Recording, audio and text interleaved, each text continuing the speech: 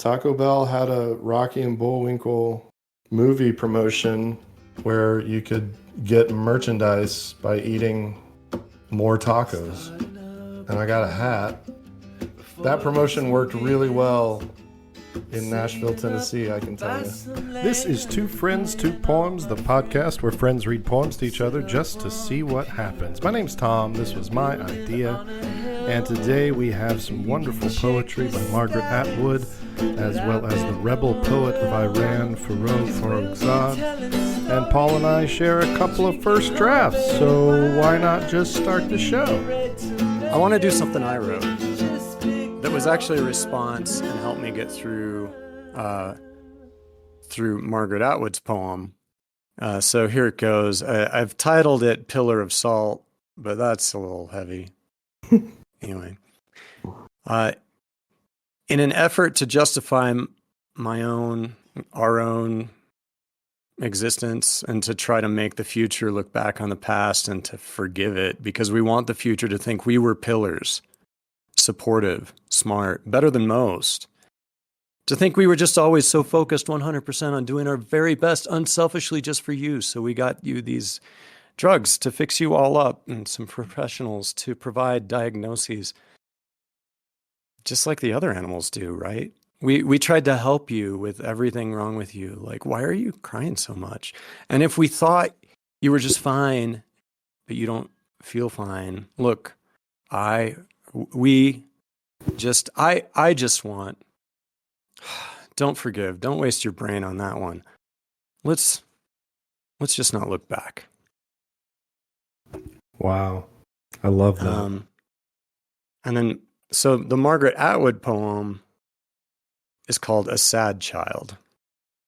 And, well, let me read it first and I'll tell you what was surprising interpreting it.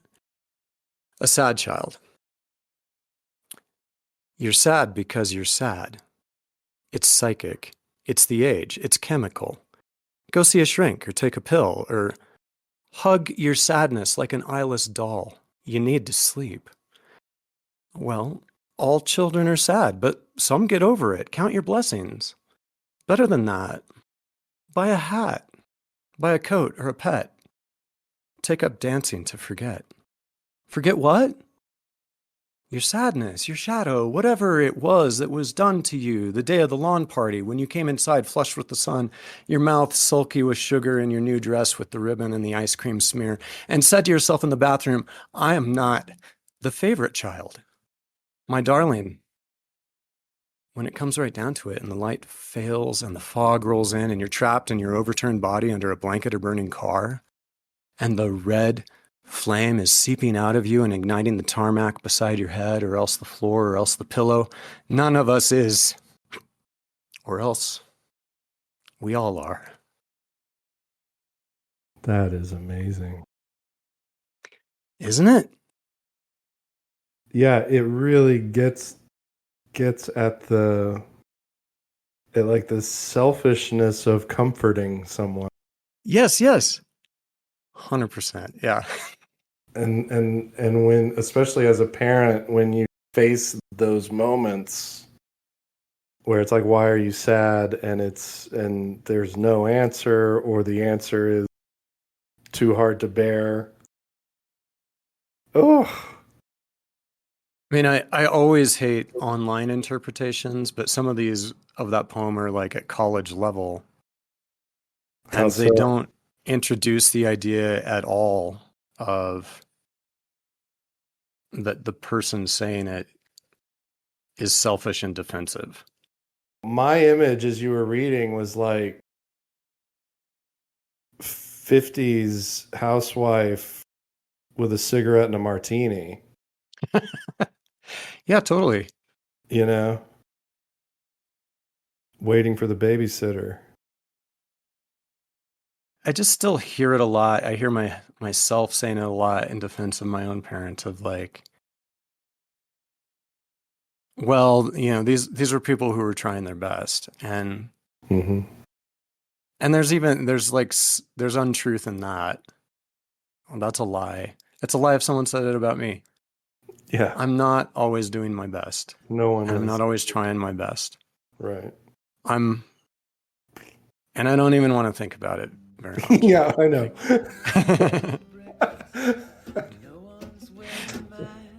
I'm doing what I'm doing. Because that seems to be the mortal sin now of like, oh, you're good intentioned or trying your best. And Yeah. like, no, I wasn't actually. Like, I'm not really in that space. I know that's a defense. But also, it doesn't matter. It doesn't matter if we're well intentioned if the outcome is terrible. It really doesn't. I want to read one to you. Yeah. This is, let me see if I can get you back to. This is an Iranian poet named Farugh Farrokhzad, and it is called Wind Up Doll. Inside eternal hours, one can fix lifeless eyes on the smoke of a cigarette, on a cup's form, the carpet's faded flowers, or on imaginary writings on the wall. With stiff claws, one can whisk the curtains aside, look outside. It's streaming rain.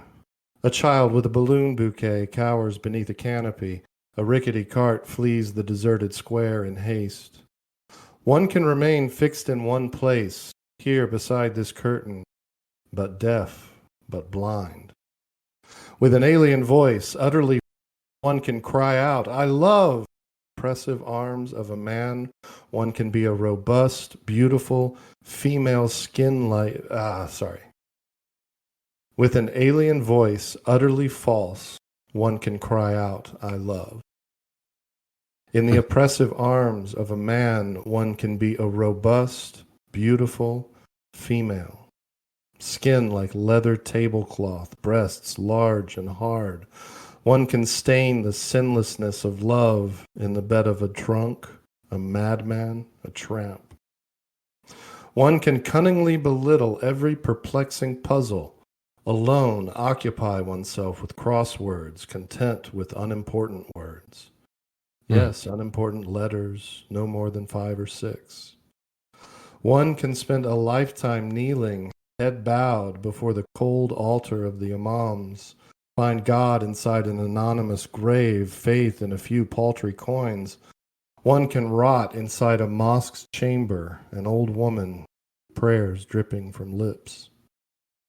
Whatever the equation, one can always be a zero, yielding nothing, whether added, subtracted, or multiplied. One can think your eyes are buttons from an old ragged shoe, caught in a web of anger. One can evaporate like water from one's own gutter. With shame, one can hide a beautiful moment like a dark, comic, instant photo rammed deep into a wooden chest. Inside a day's empty frame, one can mount the portrait of a condemned, a vanquished, a crucified. Cover the gaps in the walls with silly, meaningless drawings. Like a wind-up doll, one can look out at the world through glass eyes, spend years inside a felt box, bodies stuffed with straw, wrapped in layers of dainty lace. With every salacious squeeze of one's hand, for no reason one can cry, ah, how blessed, how happy I am. Oh, I know, man. And this is a short one. This is called The Gift. I speak from the deep end of night, of end of darkness I speak. I speak of deep night ending. Oh, kind friend, if you visit my house, bring me a lamp, cut me a window, so I can gaze at the swarming alley of fortunate. oh. It's amazing how like common experiences, even in places that we think, or like religions that we maybe aren't familiar with. Amazing. This is really random stuff that I've been kind of just playing with and putting together. Awesome. And so right now the working title is Borderline Dispatch. There's a line at the border that separates us. There are people running in both directions, to and away. I, on the other hand, am at home here on the borderline. Not everyone can hack it here. The weather is bad. Diligence is required. All of us begin life a few seconds late, chasing those seconds until the end. A dog catches the car. That's how it works. I've always been drawn to the edge of things. Parties, funerals, lasagnas. I ate cardboard suitcases of tacos to get a hat. I competed with friends. I dared one eat the sauce packets raw, and he did.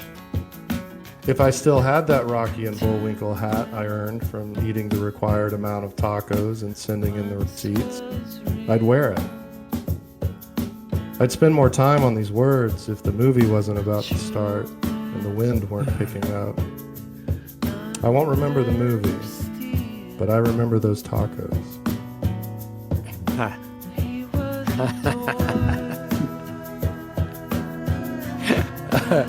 That's like, it's so like Tom Waits.